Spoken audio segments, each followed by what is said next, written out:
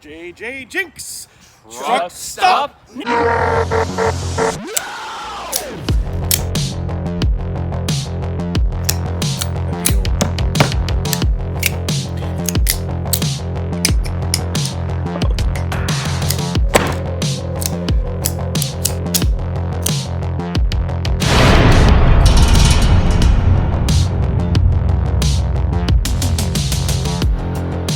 Couple other things to mention. This particular SWAT knife, this design, for whatever reason, has been heavily copied.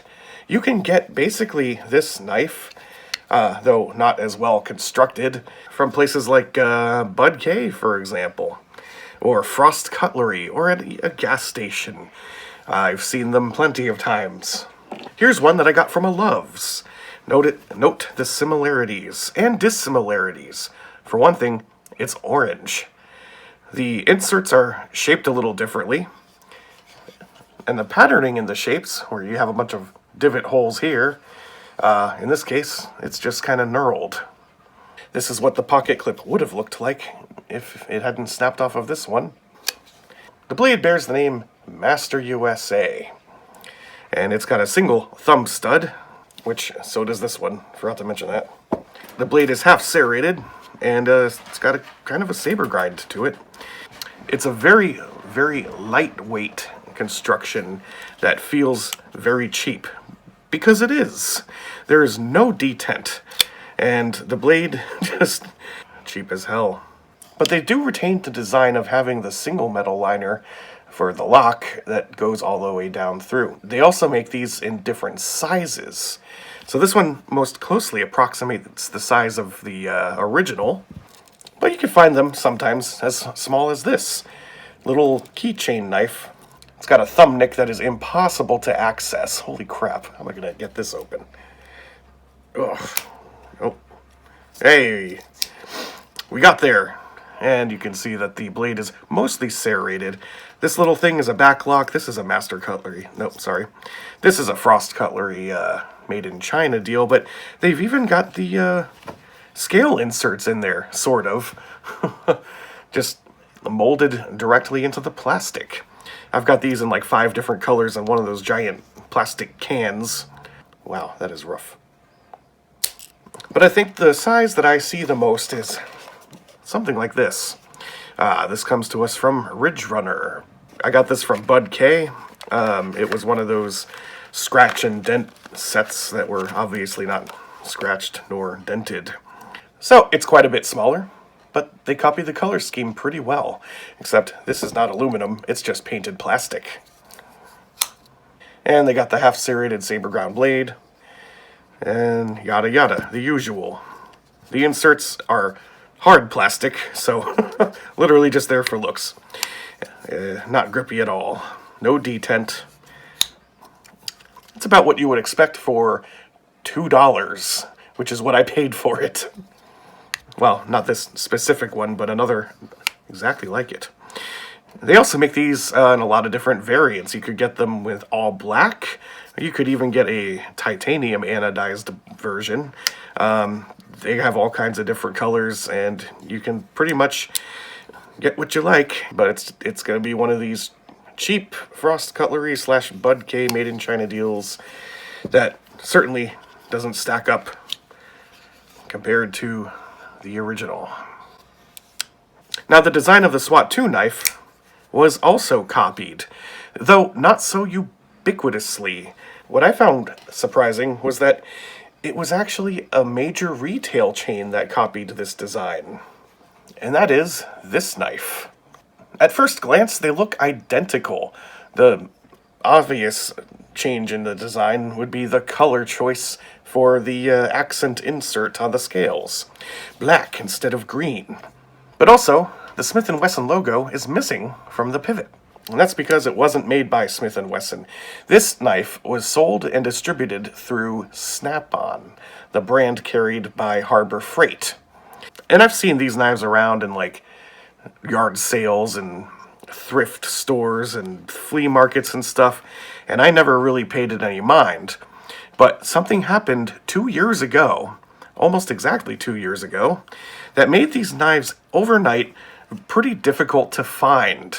I had to watch eBay for one of these to pop up for a couple of months, and when it finally did, I joyously snatched it up for about 12 bucks. But the reason why they are so hard to find is you're technically not supposed to list these, because eBay has a policy against listing products that have been recalled by their manufacturer. That's right, this knife was recalled by Harbor Freight. And the reason for that is because they don't lock up very well, and there have been some instances of people lacerating themselves. Now, I think I figured out why. This is really strange. Bear with me. In the original knife, one of the things that I noticed is that if you look in the back, there's no stop pin. Okay? This is one of those knives that uses the thumb studs to stop the blade from swinging out, and the thumb stud nestles into this little niche right here. See? And that allows you to keep the blade in place. This knife has that little niche, and it's got the thumb studs, but when you open it, notice the thumb stud doesn't fall into the niche so well. Why is that? The reason is because it does have a stop pin for some reason. But what? Who put the stop pin in there? Like, they were like, we're going to copy this design exactly, but it doesn't have a stop pin. Every knife's got to have a stop pin. Well, put one in there. And that causes the lockup to be terrible. See that? It just doesn't go. And so some poor sap pulled this knife out of their toolbox and cut themselves up pretty badly. So the recall happened, and now these are not sold anymore at Harbor Freight. You got to list them on eBay without really saying what the part number is or something. I don't know. But I got my hands on one finally, and I've been actually wanting to get one of these for a couple of years. Ever since the recall was announced, it suddenly became kind of a thing to own one of these. But unlike the first generation knife, you won't find a whole bunch of different variants from outlets like Frost Cutlery or Bud K. It was just Harbor Freight. For some reason, these later designs were never copied by anyone.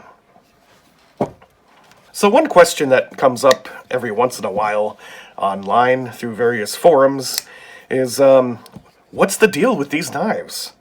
Are they any good? Well, they're not that expensive. Brand new, you can get them for far less than $50. I think this one I got for $20-something brand new, this latest model. And I think that the consensus of the community is that they're okay. They're not great, but for the money, you get what you pay for. They'll take you about as far as a 20 or 30 knife will take you. There are certainly better options out there. And as far as the confusion and the lack of information about when exactly were these made, who exactly made them. I mean, we know Taylor Cutlery made this one. Well, this all happened back in the 80s and 90s. So a lot of it just never really found itself to the internet, so I don't know. But one thing is definitely for sure, the consensus of the community is that Smith & Wesson is taking advantage of their name recognition to sell these knives. Now, these in particular, I haven't seen in any gas stations, well, except for the knockoffs of this one. But Smith & Wesson also has a bunch of other lines of knives that they sell. Take this one, for example. The Smith & Wesson Extreme Ops. There's a whole line of these. The Extreme Ops knives. I actually got this one from Smoky Mountain Knife Works in one of their monthly subscription boxes. They're cheap and they're terrible, and they definitely count as a truck stop knife. I remember seeing a bunch of these in a display stand on that Pilot gas station off of I-84 in northern Connecticut. There's also the M&P series, which stands for Military and Police. Do the military and police actually use these? Probably not. Like I said, they're just taking advantage of somebody walking through the truck stop and they see the Smith & Wesson logo. And they say, oh, that's a good American company. They make guns. They ought to make good knives, too. And you know what? Sometimes they do. I actually think these are pretty good for their money. So that's my small collection of Smith & Wesson SWAT knives. If I had to pick a favorite, probably wouldn't be this newer one. This one's a close contender. The SWAT 2, unique for its name, oddly, is just a bit too weird for me. I mean, this is coming from a guy who loves weird knives, but I have to go with the original one, because when my friends and I were in grade school, one of my buddies, Soup Master, found one of these knockoff versions in like a magazine or a catalog or something, and he was like, hey, we could all get one for like $10. So we did. I had mine for years. I have no idea what happened to it. I think I probably broke it. The inserts all fell out because they're just glued in. But I have a lot of fond memories of just being a teenager running around in the woods with this knife. Not this one, but one like it. And actually, 3 years ago, gosh, was it that long ago? I guess it was. 3 years ago, we did a video series where my friends and I sat around and opened Bud K's stuff. My friend Soup Master still has his knife today from childhood. These are the guys, the truck stop scumbags. And this is the knife that inspired that design.